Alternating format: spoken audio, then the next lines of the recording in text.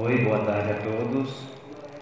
Do Evangelho segundo o Espiritismo, bem-aventurados os misericordiosos. No item 19, é permitido repreender os outros, notar as imperfeições dos outros, divulgar o mal dos outros, nos é permitido? Do fato de ninguém ser perfeito, conclui-se que ninguém possui o direito de repreender seu próximo?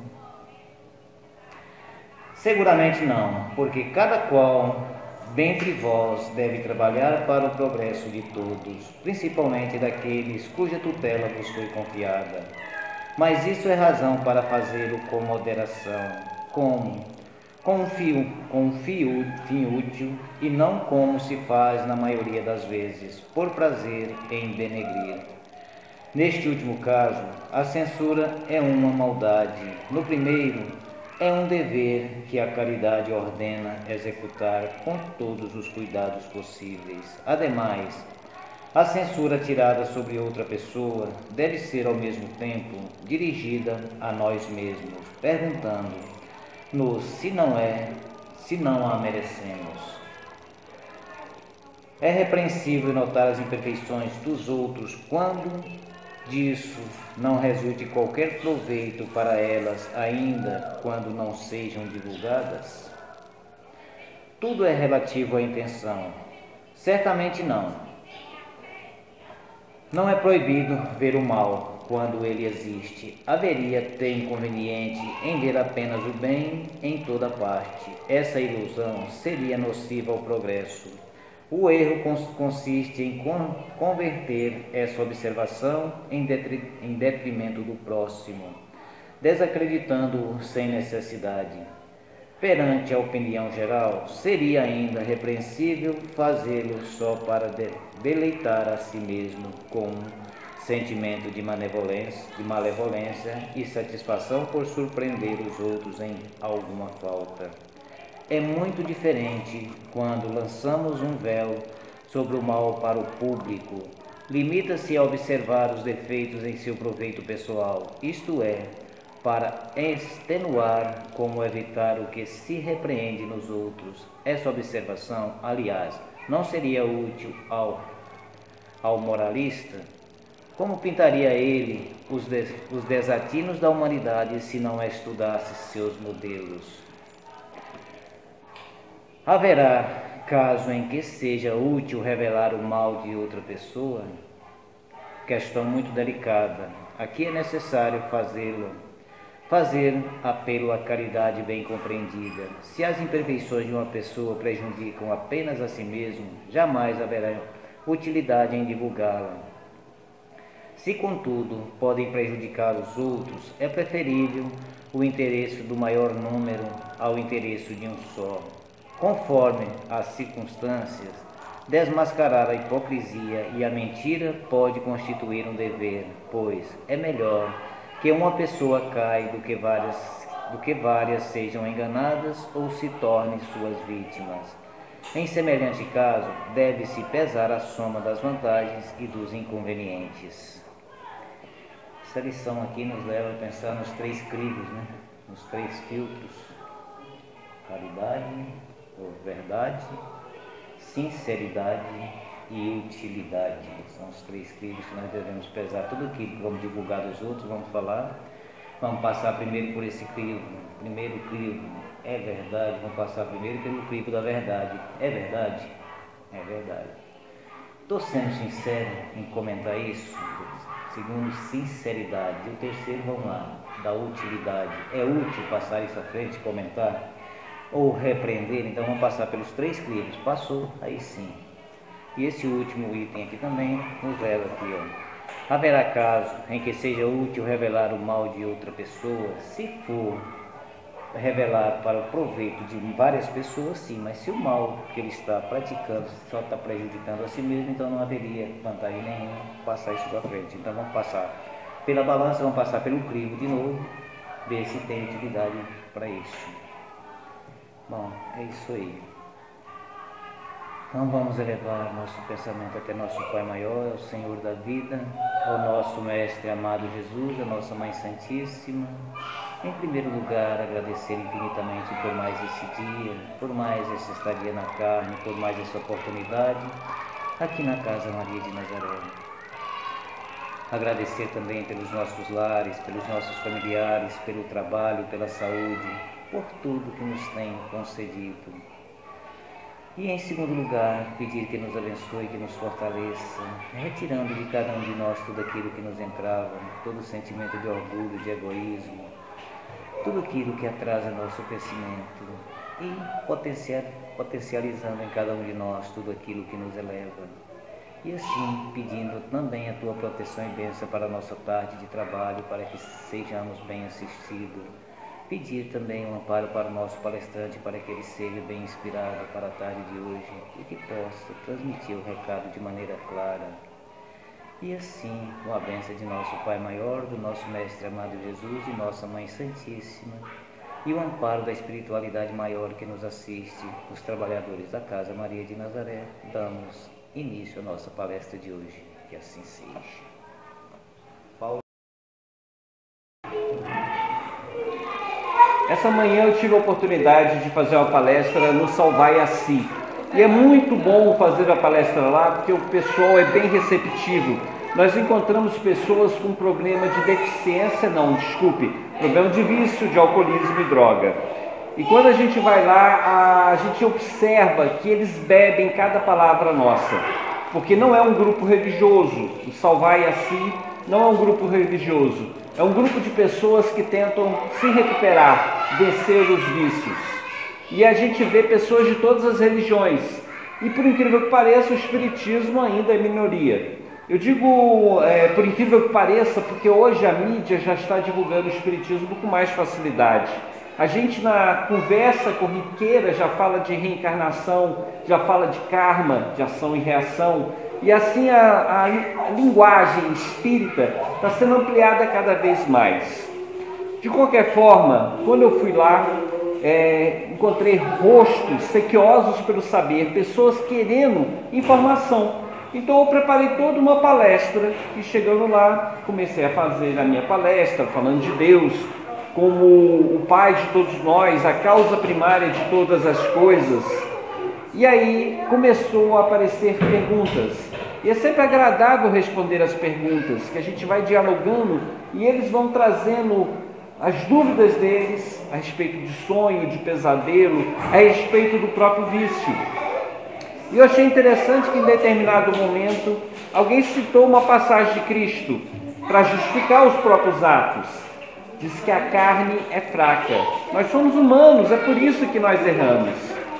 E aí eu ouvi toda a argumentação do amigo e depois comentei, mas não é bem assim. Naquele momento que Jesus pronunciou que a carne é fraca e o espírito é forte, ele estava passando por um contexto de dor e sofrimento. Ele estava pronto a ser crucificado. Ele estava pronto a passar pela maior provação que ele poderia enfrentar naquela encarnação, naquele momento. E aí questionaram, Cristo reencarnou? Sim, Cristo reencarnou em outros planetas. Aqui na Terra nós sabemos que ele nasceu como Jesus. Em outros planetas também ele teve o seu desenvolvimento. Mas aí eu voltei para o contexto da carne fraca. Quando Cristo estava pronunciando essas palavras, ele tinha ido com os discípulos até um monte. E neste monte ele foi orar. Deixou a maioria dos discípulos para trás. Foi com Pedro e os filhos de Zebedeu até mais alto. E lá ele seguiu à frente, deixando os outros 3 para trás. E chegando lá, ajoelhou, começou a orar, porque o coração dele estava em dor e sofrimento. Ele sabia que ia passar por uma grande provação. E ao regressar, encontrou os discípulos dormindo, que é coisa natural. E repreendeu-os, admoestou-os, falando, meus amigos, será que não pode ficar comigo, vigiar comigo pelo menos mais um pouco? Eu passo por um momento de dor e sofrimento. E os discípulos acordaram e, teoricamente, prometeram ficar acordados. E Cristo se ausentou deles. E, mais uma vez, ele orou, pediu ao Pai a misericórdia, pediu perdão pelos homens, porque ele sabia que os homens eram fracos. E, ao regressar mais uma vez, encontrou os discípulos dormindo. E aí ele nos admoestou mais uma vez, né? Não veem que eu sofro? Em verdade, a carne é fraca, o espírito está pronto, mas a carne é fraca.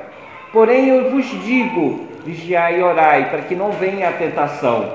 A parte mais importante do ensinamento do Cristo foi justamente esse, vigiar e orar, para que a gente não seja sujeito à maldade, à mentira, à calúnia, à tentação, porque a tentação está em todos os lugares.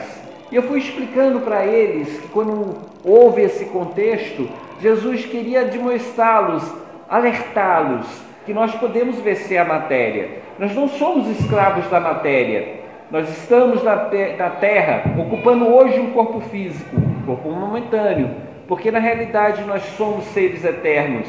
Fomos criados por Deus em determinado momento, ninguém sabe exatamente quando foi criado. Tivemos todo o nosso processo evolutivo, passamos pelo reino mineral, pelo reino vegetal, pelo reino animal e finalmente chegamos à condição de homens.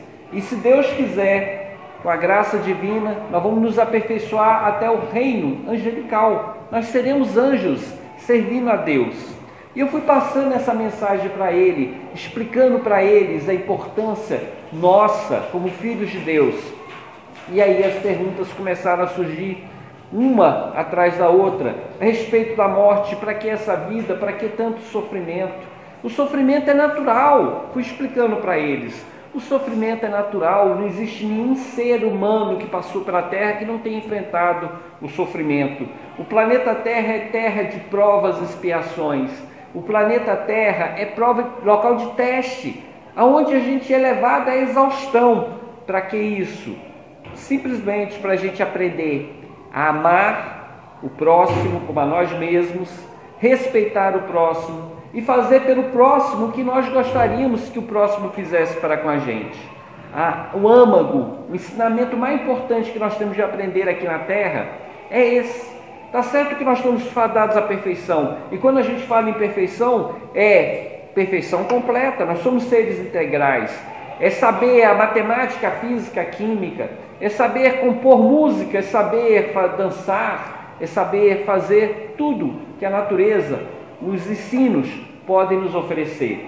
Chegar à perfeição completa. Isso não é dado ao homem fazer de uma vida só. Por isso que nós temos nascimentos e mortes. É por isso que nós vamos, numa encarnação, nascer junto aos justos e na outra, junto aos injustos, aos sábios e aos ignorantes, para que em determinado momento nós sermos os professores, nós sermos aqueles que escoram a família, escoram os amigos. Mas em determinado momento nós também caímos em tentação, porque ainda nos sentimos fracos. No dizer do amigo, a carne é fraca. E quando a gente se sente fraco, é necessário mãos amigas que nos amparem. E aí eu fui falar a importância daquele trabalho, daquele local, onde eles podiam sair momentaneamente dos vícios do mundo, fugir da sociedade, para entrar dentro de si mesmo, para reavaliar os conceitos da vida, reavaliar a necessidade do vício. Porque nós podemos mudar. Não existe nada que a gente não possa fazer. Os espíritos, em Kardec questiona, se os arrastamentos do mal, são inevitáveis na humanidade. Não lembro exatamente qual é a questão. E eles falam assim, os arrastamentos existem, mas o homem não precisa cair nesses arrastamentos. Ele pode usar uma coisa chamada vontade. Basta a nossa vontade, para que a gente não caia no mal, para que a gente não seja arrastado. O costume do mundo, o ensino do mundo é para a gente revidar. Se alguém nos dá uma ofensa, a gente fica magoado, a gente fica aborrecido e tenta responder na mesma moeda. É porque nós somos crianças. Se uma criança vem até aqui, correndo, e dá uma cabeçada no meu joelho, eu vou sentir dor, mas eu vou perdoar porque ela não é culpada. A criança é inocente, ela é simples, ela é ignorante, ela não sabe o que está fazendo. Por isso que ela saiu correndo e trombou em mim, me machucou. Eu perdoo, porque eu já tenho consciência, sou um ser adulto, sou um ser já consciente. Eu compreendo que aquela criança, ela não sabe o que faz. Agora, se uma criança vem correndo em desabalada carreira e bate na outra criança, derruba, machuca, a outra vai querer revidar, porque está no mesmo nível evolutivo. E por serem duas crianças, uma agride a outra e a outra se sente, ambas se sentem no direito de agredir a outra, porque uma machucou a outra. E a gente tenta conciliar, não faça isso, mas ela me bateu primeiro. É normal, são crianças. Então, na nossa sociedade, nós lidamos com crianças espirituais, adultos que estão no corpo de adultos, que estão com a aparência de adultos, mas se comportam como crianças, e vêm nos ofender, vêm nos ferir. E como crianças que nós também somos, nos damos ao direito ao revide. E aí os espíritos mais velhos, mais conscientes, olham para nós e veem, são crianças espirituais, ainda não sabem a questão do perdão, ainda não sabem que todo o mal que nós fazemos, a gente colhe o retorno. Abençoado é aquele que perdoa, porque se liberta. Abençoado é aquele que segue em frente e deixa a justiça perante Deus, para Deus. Porque todo aquele que se acha com o direito de se vingar se transforma em um obsessor. E toda vez que nos tornamos obsessores, nós trazemos um inferno na nossa vida. Nós tornamos nosso redor um campo de maldade e de sofrimento. Então nós somos responsáveis pelo sofrimento que espalhamos ao nosso redor. E aí eu fui falando para eles, meus amigos, errar é humano, mas acertar também é humano, nós podemos crescer. E como o planeta Terra é um local de dor e sofrimento, não vamos esperar que tudo floresça na nossa vida, tudo dê certo na nossa vida. Pelo contrário, vamos esperar que sofrimentos e dores surjam nela. Mas em determinados momentos a gente tem a oportunidade de virar a mesa, de modificar essa situação. Mas tem que estar aqui. E aí foi levantada a questão do suicida. O suicida, o que acontece com ele? Com certeza, todas as religiões falam, ele tem o seu castigo. Porque uma pessoa que dá um tiro no ouvido vai ter o sangue do ouvido escorrendo, vai ter a morte. E ao morrer, mata-se o corpo físico, mas o espírito continua. E esse espírito levanta e se reconhece como ser humano ainda, porém, reconhece que se matou e continua sentindo as dores do suicídio, continua vendo o sangue escorrer. Só que Deus é bom e justo. Primeiro coloca ele junto a outros que também querem se matar. Ele vai para um vale dos suicidas, uma região de dor e sofrimento. Só que essa dor e sofrimento não é eterna. Em determinado momento, vem um sono reparador, e esse espírito é colhido e trazido de volta à humanidade. E aí ocorrem os nascimentos. Encontramos crianças que nascem com problema de surdez, possivelmente porque foram suicidas no passado.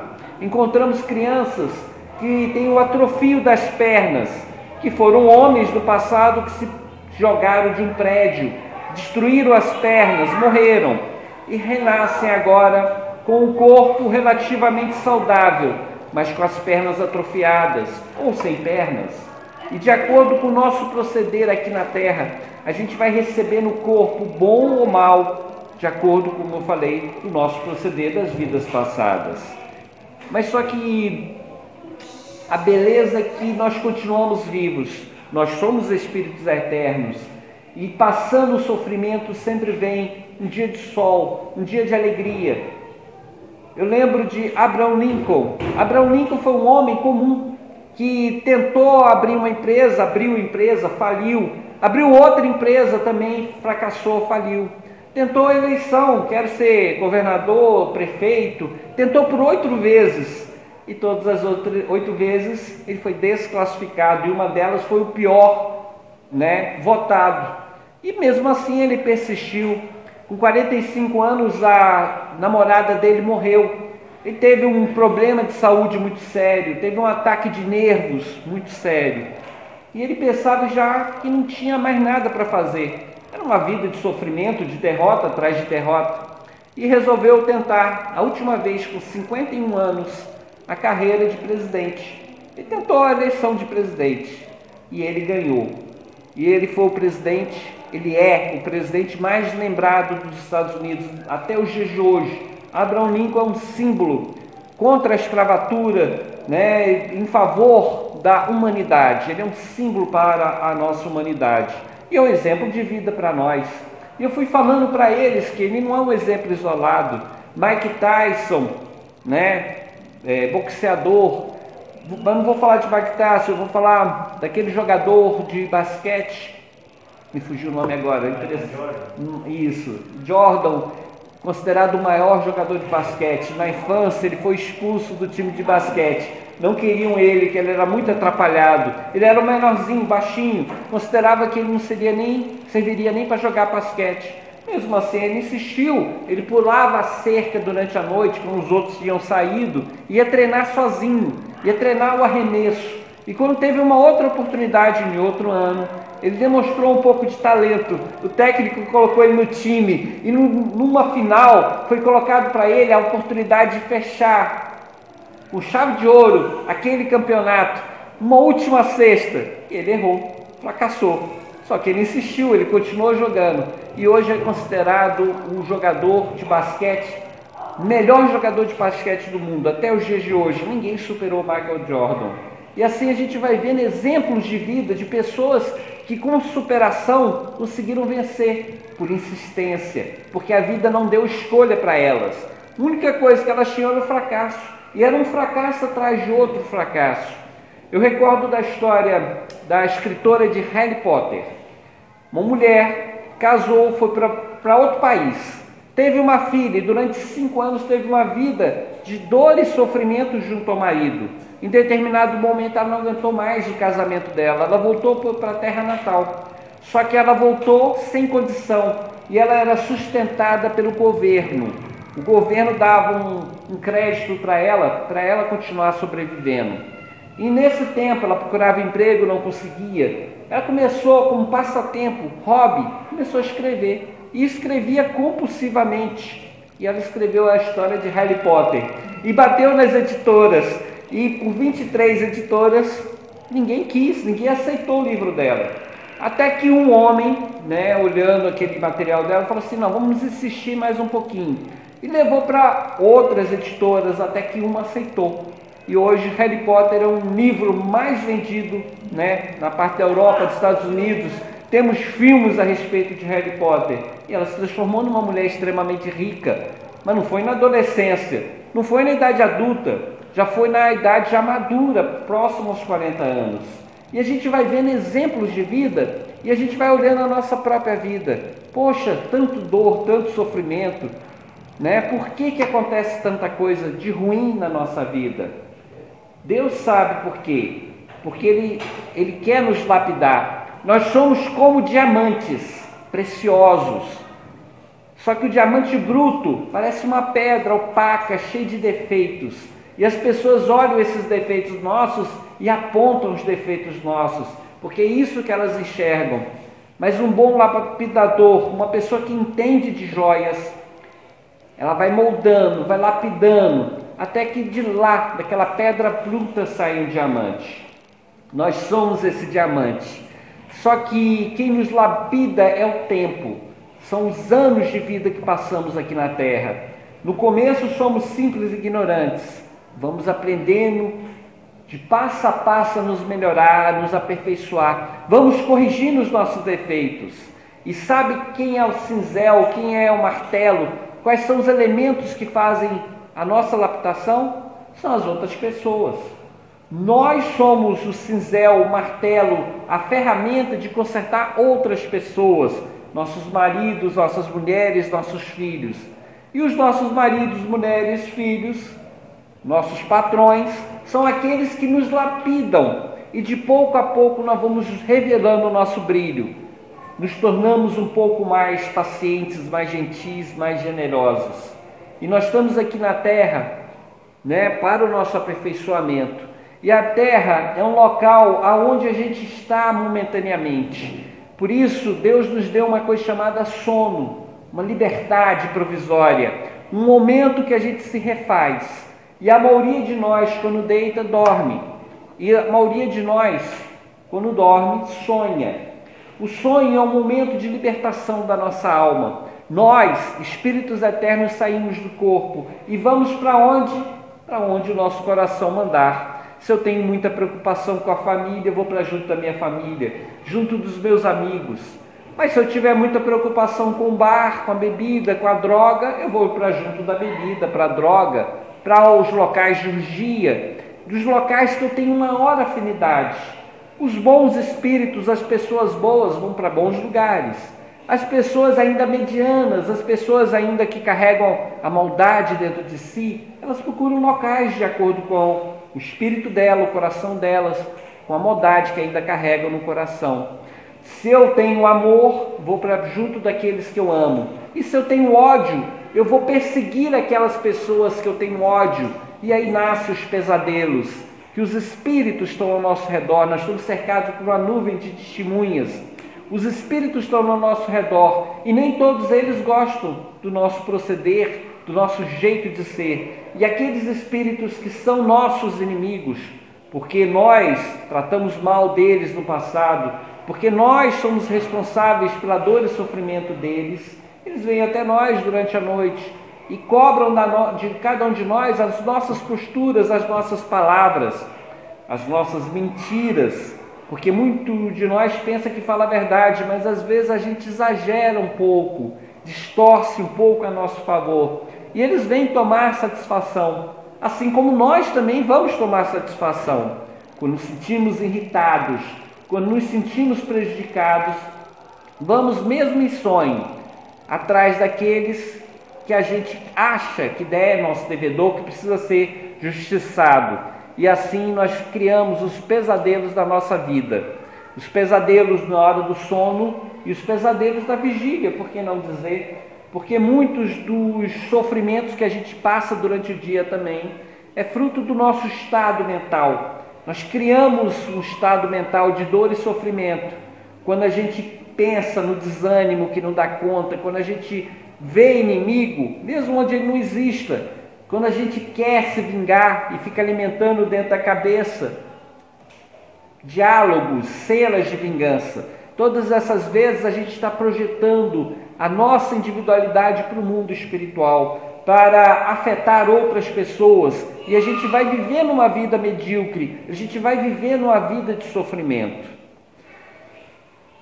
Quem é o responsável pela sua felicidade? Nós somos responsáveis pela nossa felicidade. Quem é que está me impedindo de estudar, de ser um doutor? Ninguém me impede de eu ser um doutor.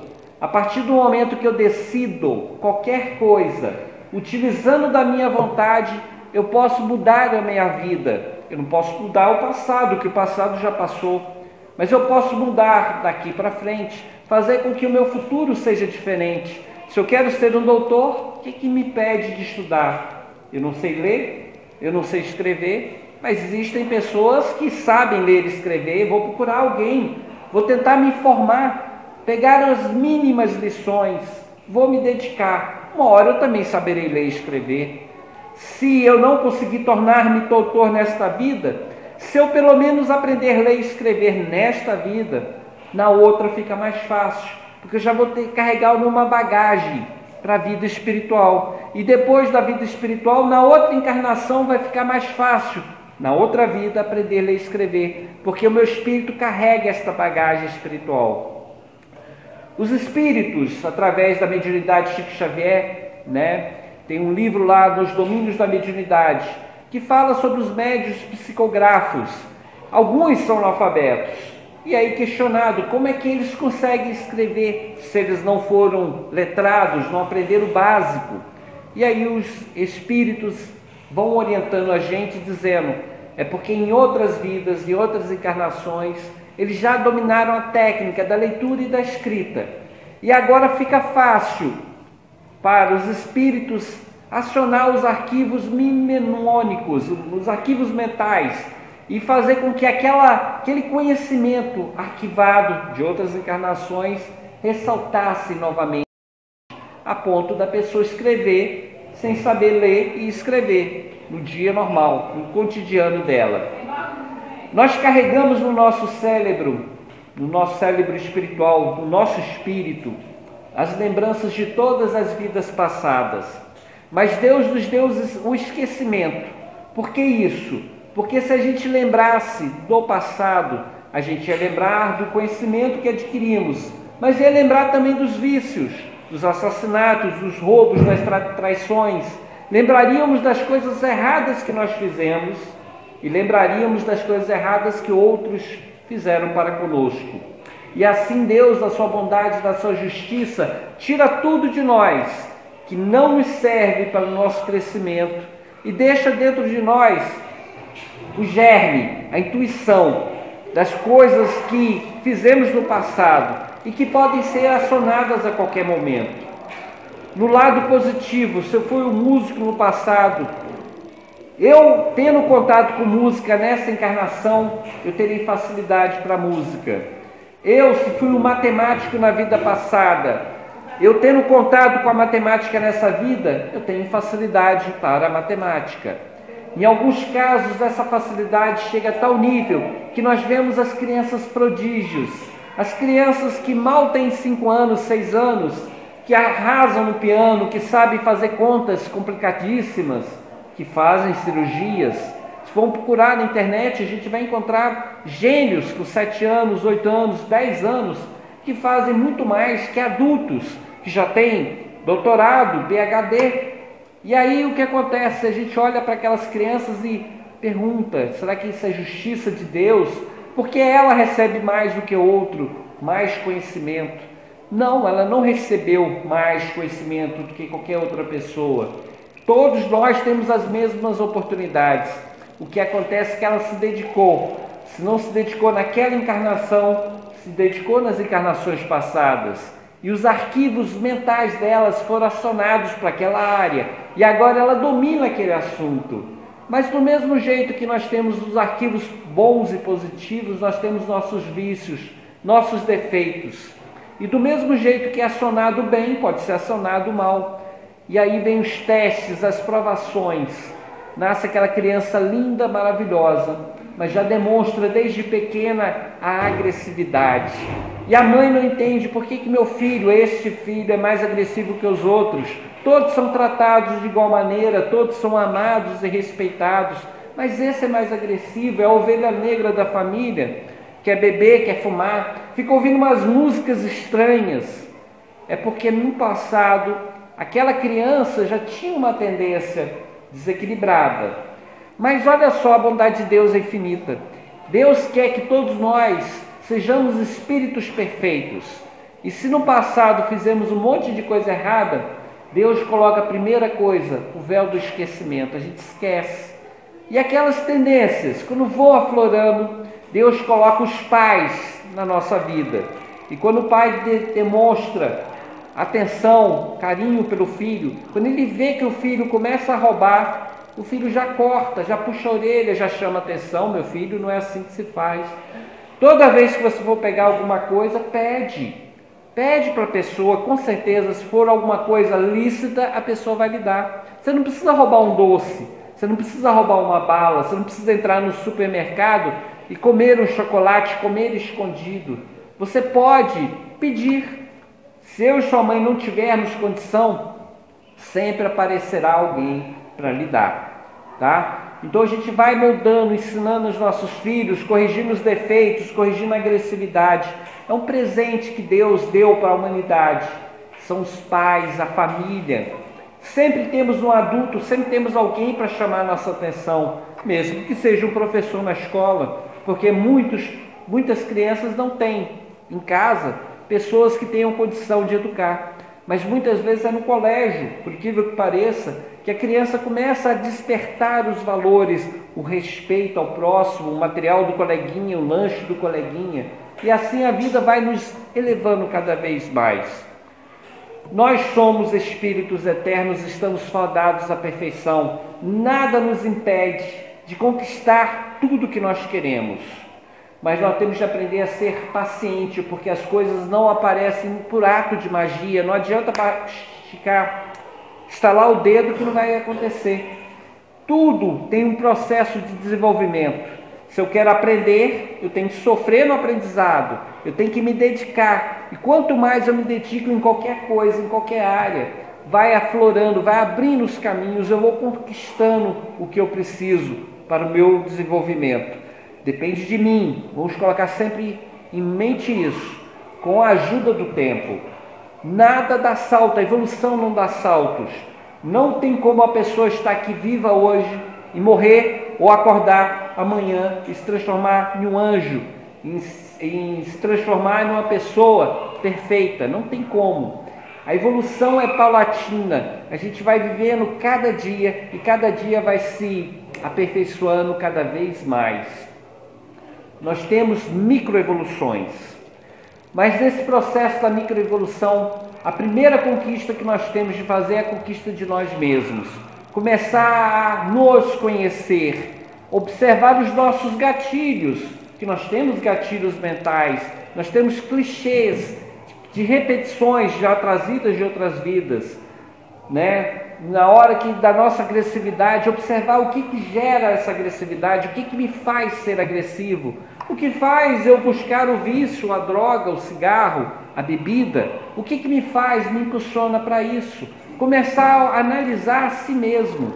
A maior conquista do homem, né, desde a época de Sócrates, é o conhece a ti mesmo.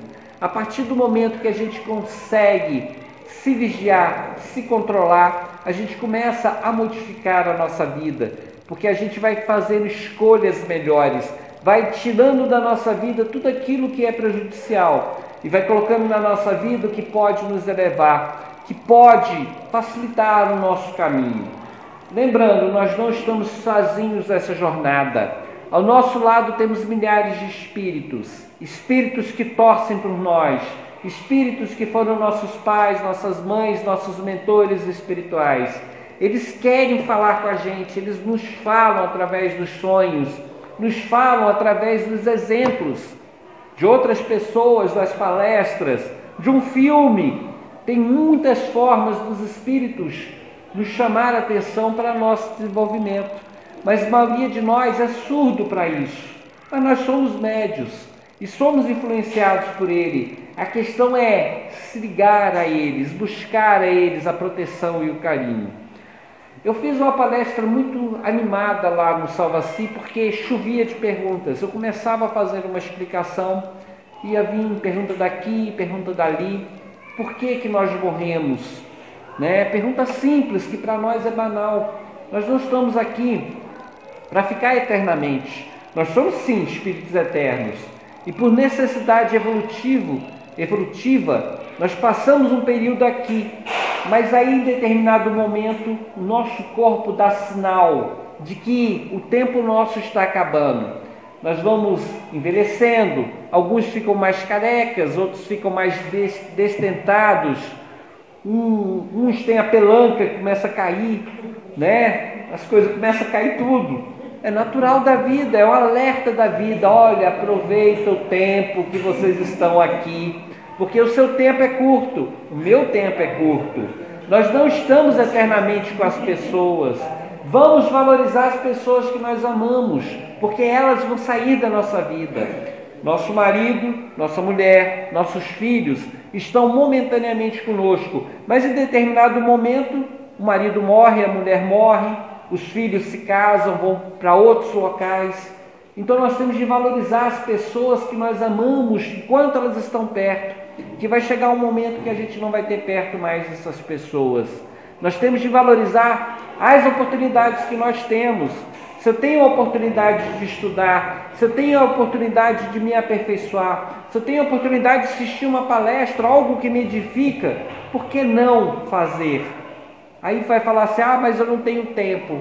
Mas tem gente que passa 1 hora, 2 horas, 4 horas na frente da televisão.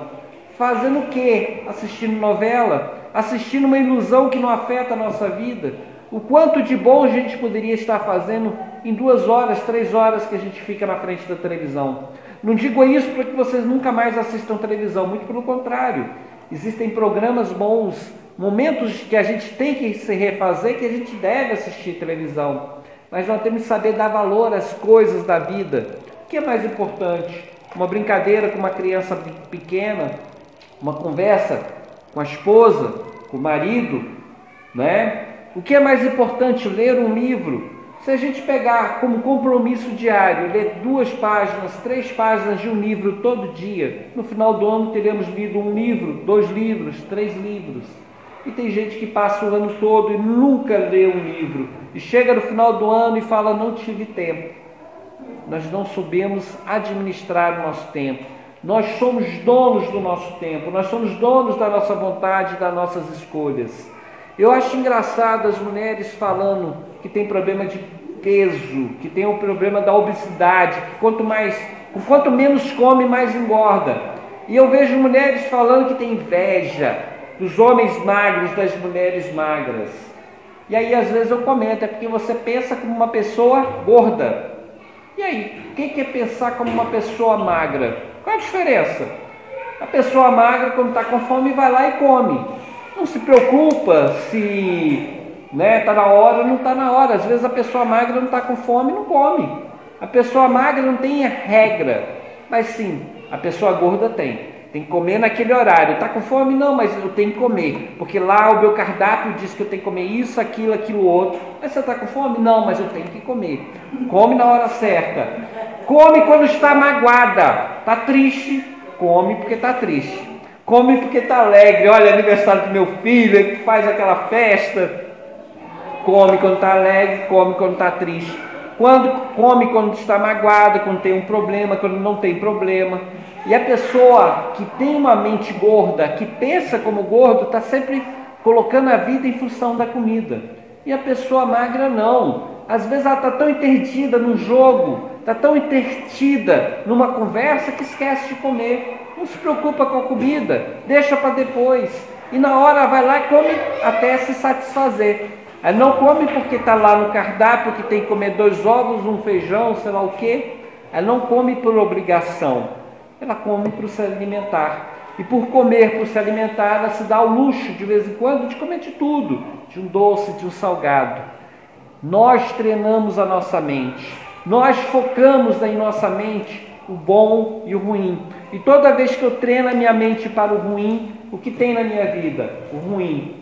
E toda vez que eu treino a minha mente, eu desfoco na minha mente do ruim, eu vou ter coisas boas. Eu foco na coisa boa, eu cresço, eu evoluo. Nossa mente ela é preguiçosa. Nós temos a maior parte da nossa alimentação, a maior parte da nossa respiração vai para o cérebro. Só que o cérebro é preguiçoso, ele cria programas de repetição para ele não precisar raciocinar. Imagine uma pessoa que tira uma carteira de motorista. Quando ela está dirigindo, os primeiros momentos da direção, os primeiros dias, ela está com atenção total para a direção. Eu lembro quando eu falava com meu filho, ou falava com a Simone, minha esposa, durante o momento que ela estava dirigindo. Ela falou, não, peraí que eu estou dirigindo. Peraí, porque ela não podia dar atenção para mim, porque naquele momento ela estava tão concentrada, tão tensa na direção, que ela não sobrava tempo para ela prestar atenção na gente, em quem estava no carro. Depois passou 1 ano, 2 anos, ela foi relaxando. Chegou um momento que as crianças ainda eram pequenas, entre aspas, já era adolescente, já começavam a fazer bagunça lá atrás. E já era um ato automático, ela já estava dirigindo lá e já brigando e conversando e dando ordem. Só não falava no telefone porque a lei não permitia. Mas ela falava, dialogava com naturalidade, porque o cérebro absorveu aquele conhecimento, se transformou em um conhecimento mecânico. E se viesse um caminhão, na hora que ela estivesse falando, conversando, gesticulando, automático, ela frearia. Ela freia, até hoje. Porque aquele conhecimento se transformou num conhecimento mecânico, um automatismo. E assim é a nossa vida. Nós temos automatismo, nós temos treinamentos cerebrais, nós temos uma programação que faz com que a gente nem raciocine, repita. E assim, quando uma pessoa vem falar alguma coisa para a gente, de maneira áspera, de maneira descortês, automaticamente, porque essa é a nossa programação, a gente já tem aquela programação preparada, a gente revida, a gente agride aquela pessoa. E quando não agride, a gente tem uma programação de ficar guardando a mágoa, de ficar remoendo aquela mágoa. É automático, é natural de ser humano. Mas nós temos de lembrar que nós somos já seres adultos conscientes. E nós não precisamos guardar mágoas ad eterno. Guardar mágoa é adoecer. Não agora, lá na frente, daqui a alguns anos. Um outro dia eu estava conversando com uma senhora. E ela dizia-se muito deprimida, muito triste. E ela reclamou da família. Ela reclamou do pai dela. Começou a falar do pai, que o pai dela tinha abandonado a casa. Ela, quando tinha 11 anos, o pai dela tinha abandonado a mãe, a família, totalmente sem dar nenhum tipo de assistência. E aí ela tinha essa mágoa muito grande. E eu perguntei, quantos anos você tem agora? 64 anos. Ainda estava guardando a mágoa do pai.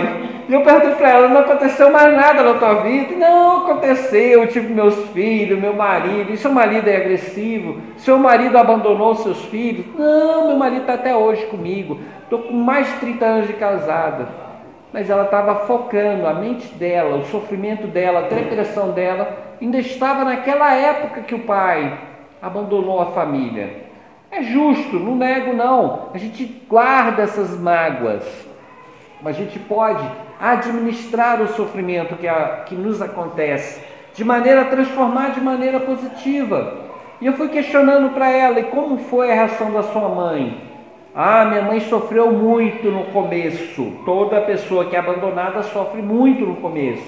Mas ela soube dar a volta por cima. Ela soube ser mãe e pai. Ela assumiu os trabalhos da família, o ganha-pão da família, lavou, passou, vendeu Avon, até que conseguiu uns empregos de doméstica, até que conseguiu se virar e criar a gente.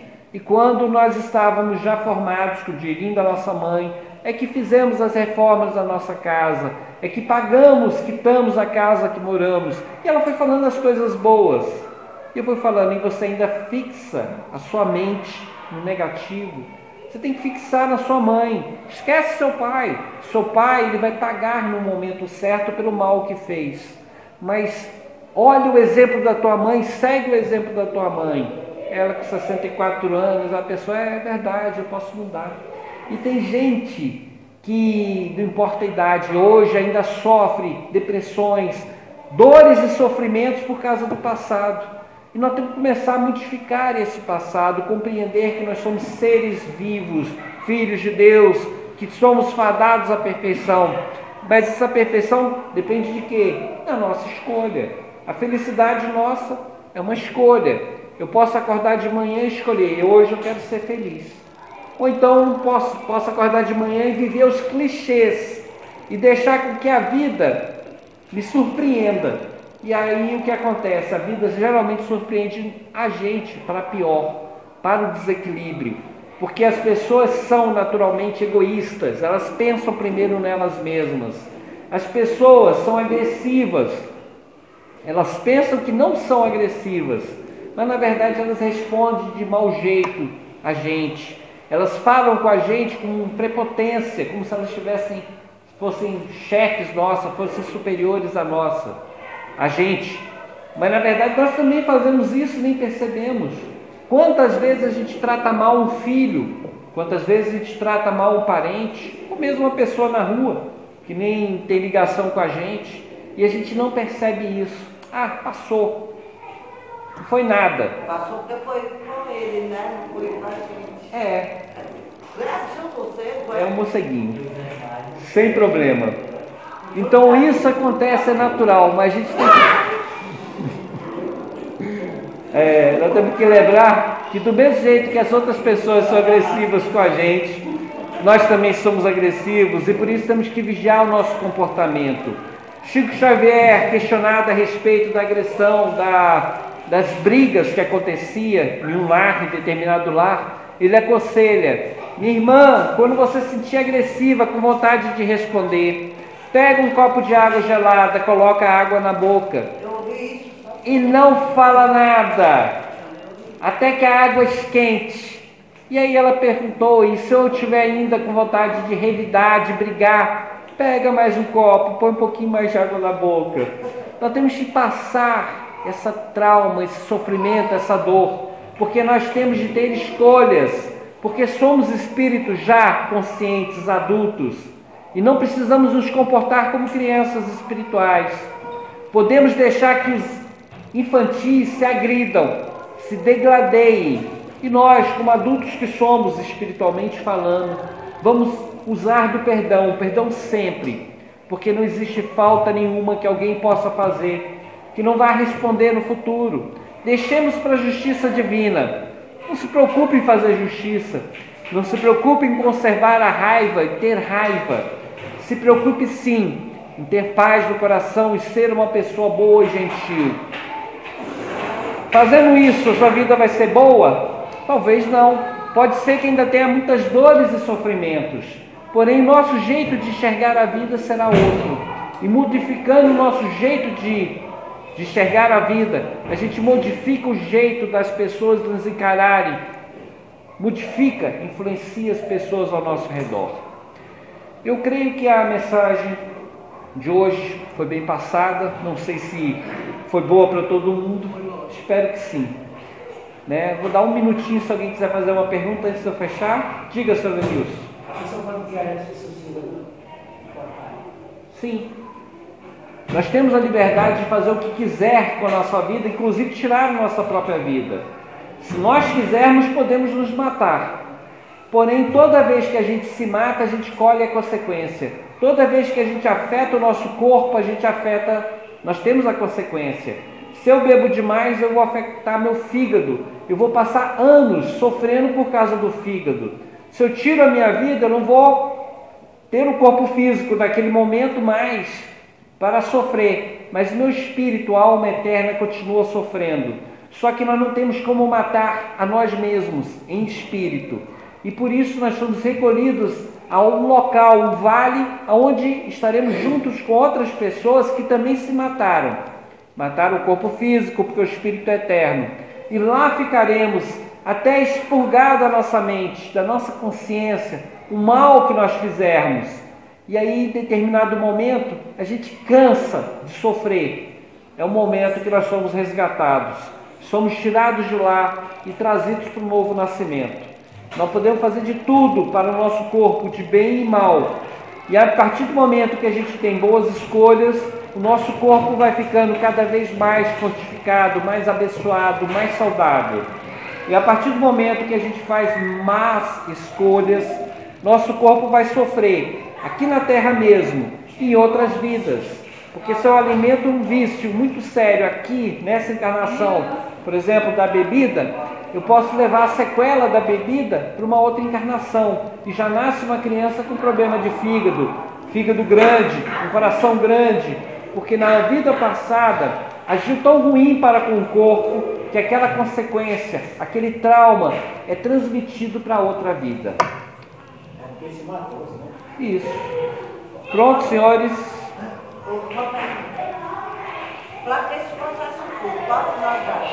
Pois é uma questão bem interessante. Por que a gente nasce? Por que a gente tem que sofrer tanto aqui na Terra?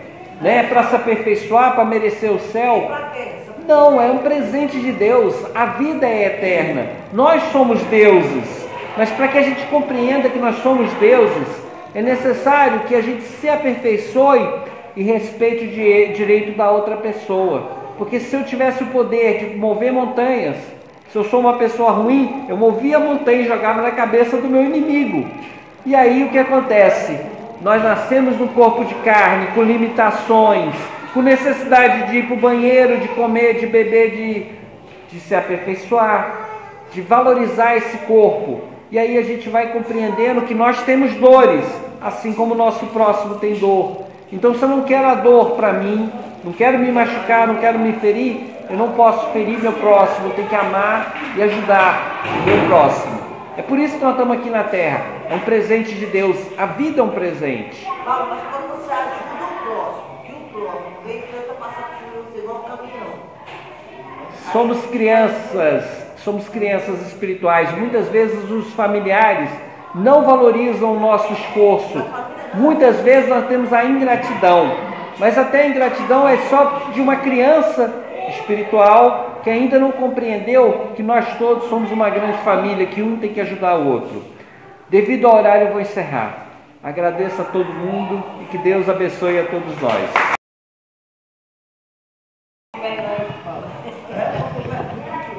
Obrigado, Paulo, pela palestra, muito boa. Principalmente para mim foi muito boa, porque cada dia nós somos colocados em provas, né? Ontem eu tive uma grande provação e caí igual um patinho. Então temos que aperfeiçoar e nos melhorar a cada dia.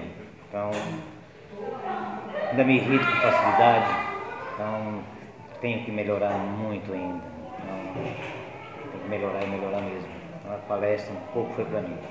Então obrigado, Paulo. Pelo avançado horário, que hoje atrasamos um pouco, vamos elevar nosso pensamento até nosso Pai Maior, ao nosso Mestre amado Jesus, a nossa Mãe Santíssima, agradecer infinitamente por esses momentos que passamos aqui nesta casa, pelo acolhimento, por tudo que vivemos aqui e aprendemos. Vamos pedir também que nos abençoe, que nos fortaleça, abençoando o lar de cada um que aqui esteja, que possa ser usufruído dessa luz e dessas bênçãos aqui deste local. Pedir a tua proteção e bênção para as nossas atividades que ainda continuam por hoje. Pedir também a proteção e o amparo para as atividades que se seguem amanhã de manhã. Que a nossa visitante possa ser amparada e bem incluída, bem conduzida nos trabalhos e nas atividades, e que todo mundo possa usufruir da melhor forma possível. E assim, implorando mais uma vez as tuas bênçãos. E assim damos encerrado a nossa palestra do dia de hoje. Que assim seja.